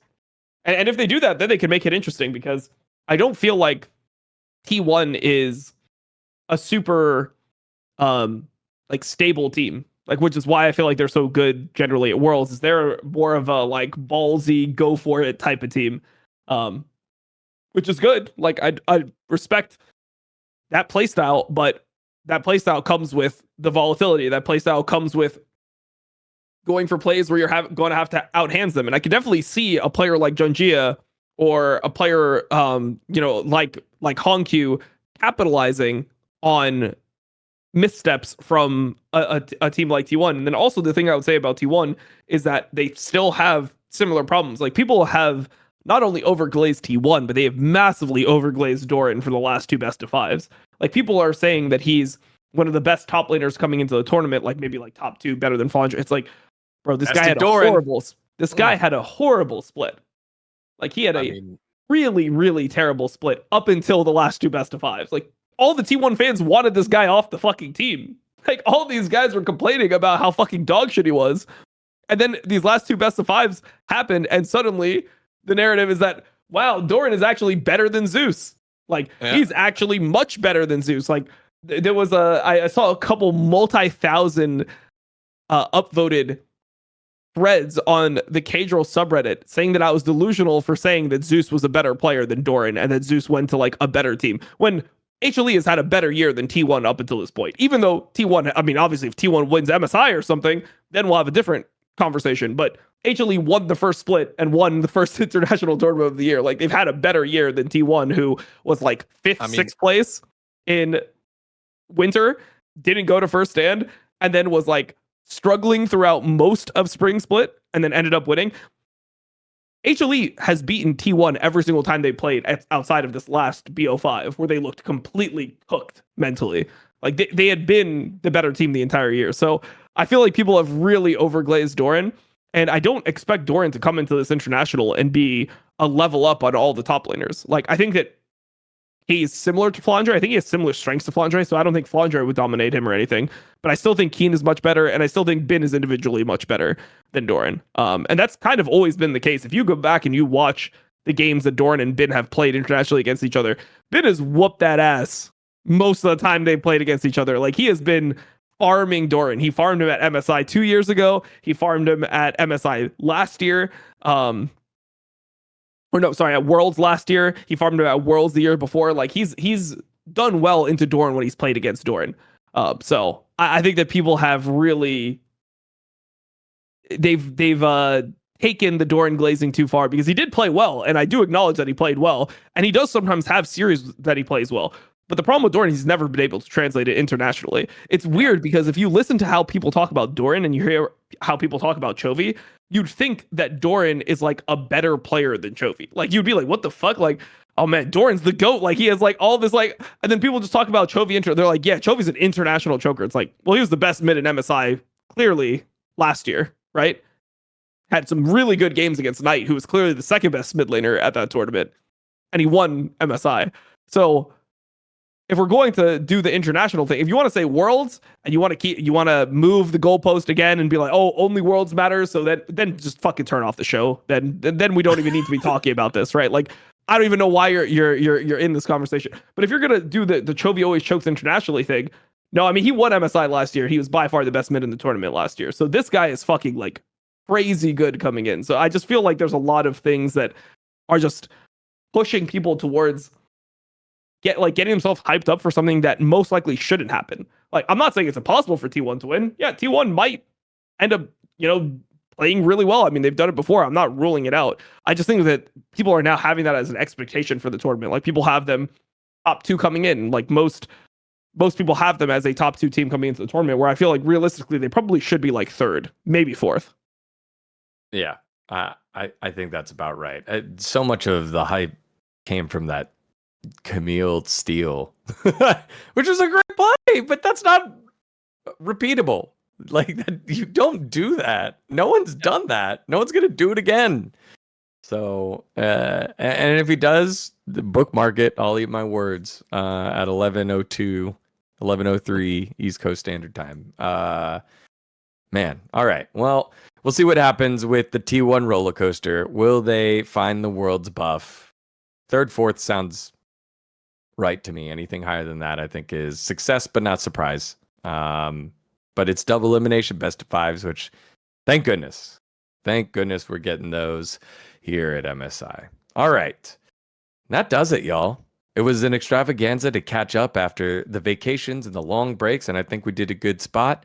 Y'all at home, we dedicated a lot of time to G2. So let us know your thoughts on G2 and the fraudulency scale on them. Will they be able to bounce back? Also, we announced the signing of Poby, moving on over to Fnatic. What do you think of the greatest of some time, the killable Demon King? And then our predictions for the rest of MSI. Let us know where we're right, where we're wrong.